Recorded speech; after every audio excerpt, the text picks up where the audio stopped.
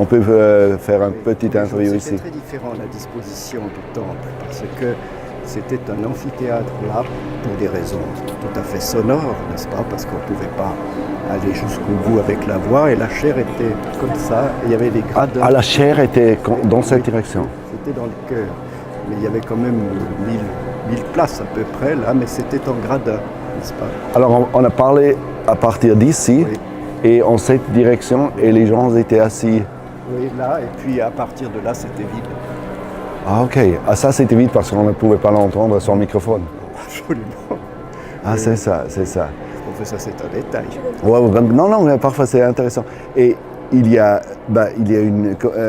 n'était jamais le pasteur de cette église parce qu'il y avait. Non, c'était le patron. Il y avait un pasteur.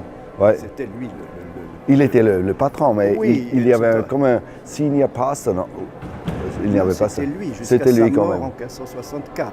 C'est lui qui présidait la compagnie des pasteurs.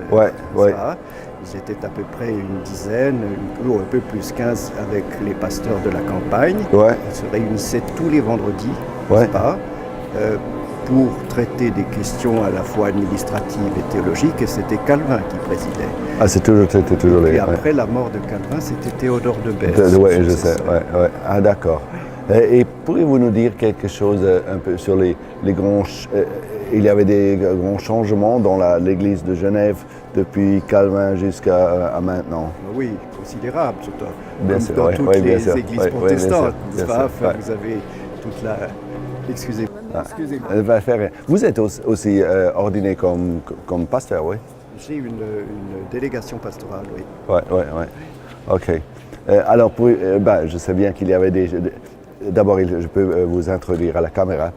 我现在跟这里刚刚讲到的 Professor Olivier Facio 有一些的访问，他是以前在日内华大学教基督教的历史，今天我们很开心，刚刚听到他讲到，他也是一位牧师。Alors d'accord, c'était chinois. Alors moi je peux vous dire une chose, j'ai un nom italien mais c'est parce que mes ancêtres sont venus au XVIe siècle à cause de Calvin, c'est les réfugiés. Ah, ça c'est très intéressant, oui, ça c'est très intéressant. Quelque chose qui est plus touchant. Oui. Vous pouvez très bien leur expliquer ce que c'est que la réforme, ce que c'est que le piétisme, ce que c'est que l'orthodoxie, le libéralisme, parce qu'on a eu toutes ces étapes ici, ça vous connaissez. Mais ça c'est des choses qui sont un peu plus personnelles comme ça. Oui, je trouve ça c'est bien, oui. Il y avait aussi il y avait une dame qui était l'ancienne qui donnait partageait le vin.